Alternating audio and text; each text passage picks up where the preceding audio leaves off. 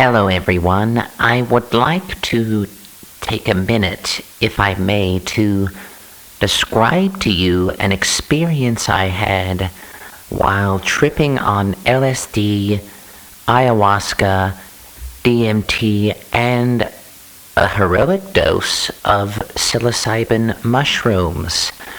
I was sitting in the dark, eyes closed, as per usual, and the DMT interacted with the mushrooms, and then I think the LSD kicked in, and then at the peak of that trip, I smoked a big fat joint of crack, and I realized that, wow, I'm a glorified junkie.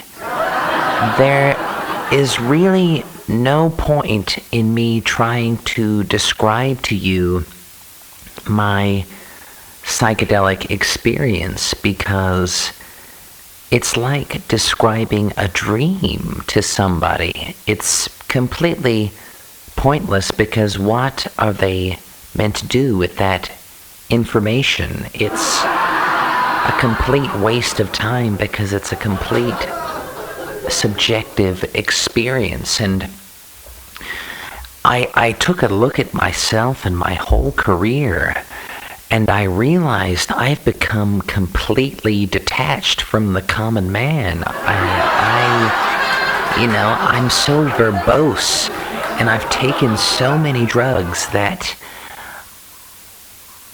people talk about psychedelics as connecting you to humanity, and I've become completely detached because I can't communicate about normal, regular things, because I've spent so much time tripping, and I can only talk to a very small minority of the population, people who have also tripped as much as me. And I'm afraid that through all this proliferation of psychedelic knowledge that I've tried to sell over the years has actually led to a type of elitism around psychedelics. And I've talked so much about how psychedelics destroy the ego, but I think they've actually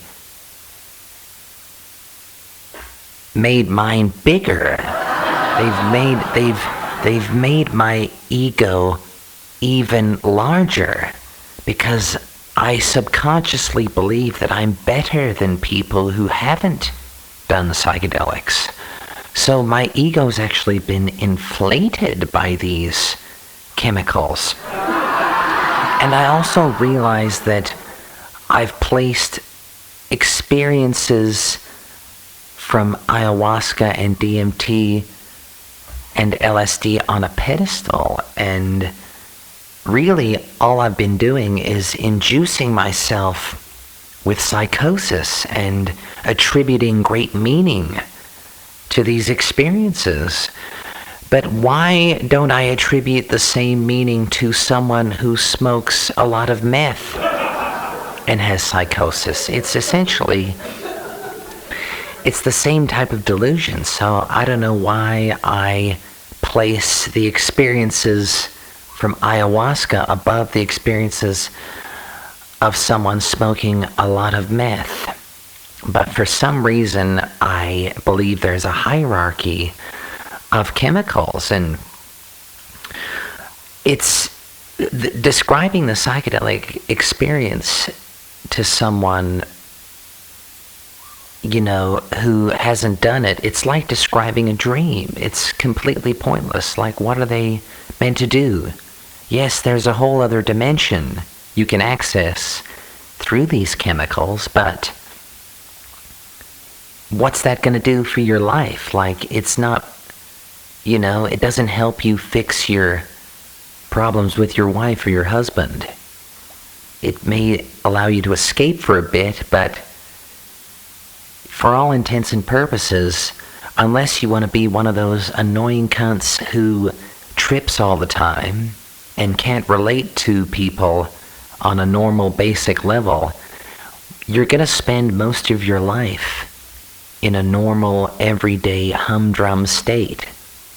So you might as well learn to deal with that, because sure, you can trip and have a very, very profound, what you think is profound, but may just be your body reacting to the poison of the chemical that you've ingested in your body. You react to that and you attribute great meaning, but eventually you have to come back to this reality, which is homeostasis.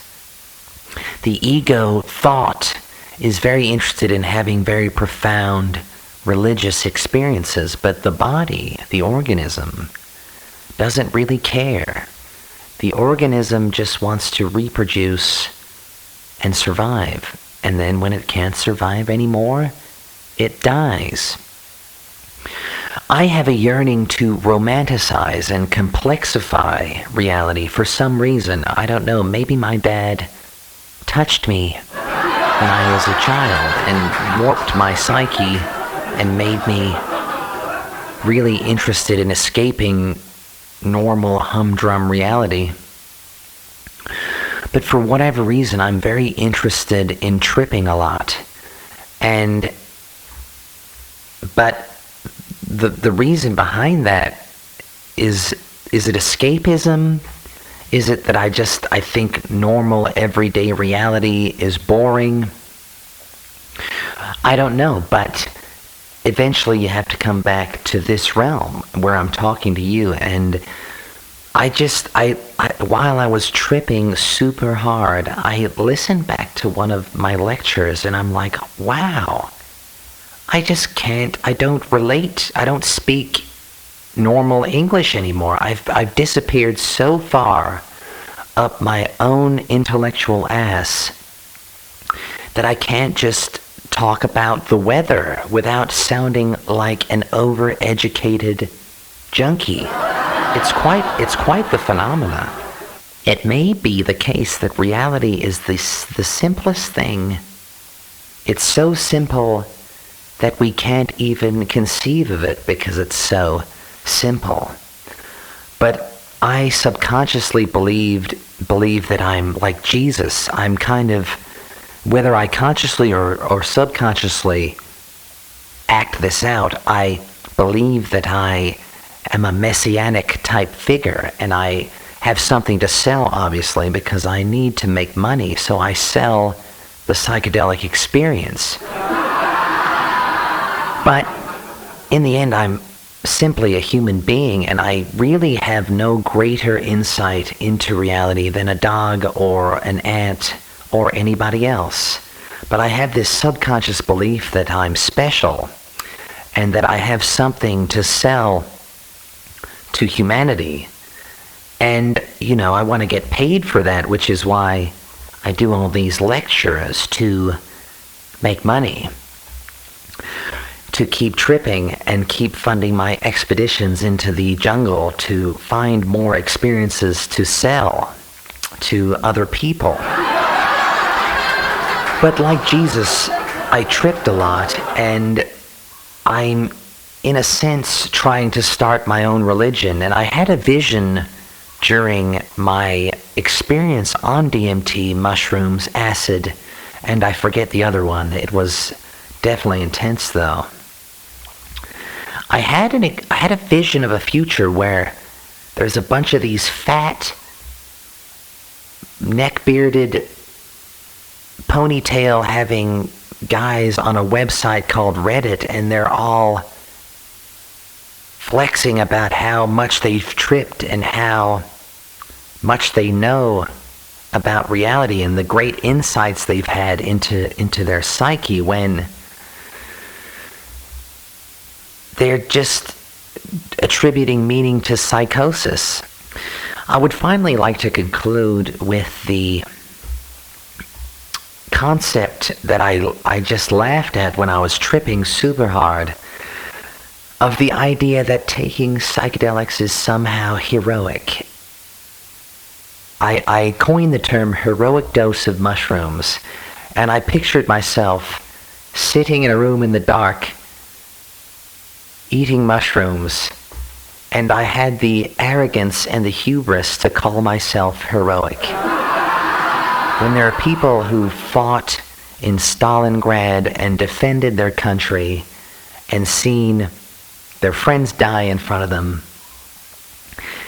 and they've witnessed atrocity, and they've saved people from drowning, and I have the gall to call myself heroic, I laughed very hard. So my conclusion is that take psychedelics if you want to, of course, but don't take them if you don't want to. And if you think you have healing to be done, and you think it will be improved by ingesting chemicals, experiencing hallucinations, and attributing meaning to those hallucinations, by all means, go ahead.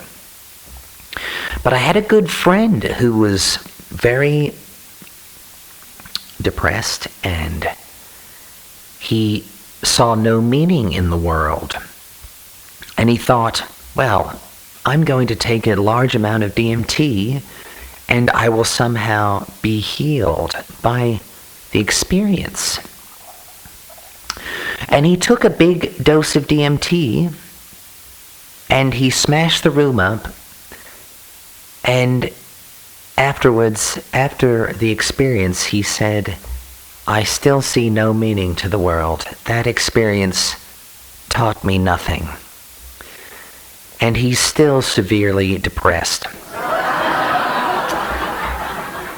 And I've probably caused a lot of people indirectly to commit suicide because I've advocated the use of these chemicals, but with no caveat, no assessment of the risks and how if you have schizophrenia and you take the wrong chemical, you will kill yourself and possibly others. So I think the most profound lesson I learned from the experience of these chemicals interacting, and I'll leave you with this lesson. I need to take some vocal coach sessions because my voice is very nasally and annoying, and I feel like if I had more bass in my voice, people would take me more seriously and maybe think that I am not just a guy that's taken a lot of drugs and not built anything with his hands. Maybe I would appear more masculine and have more authority if I had a more bassy voice.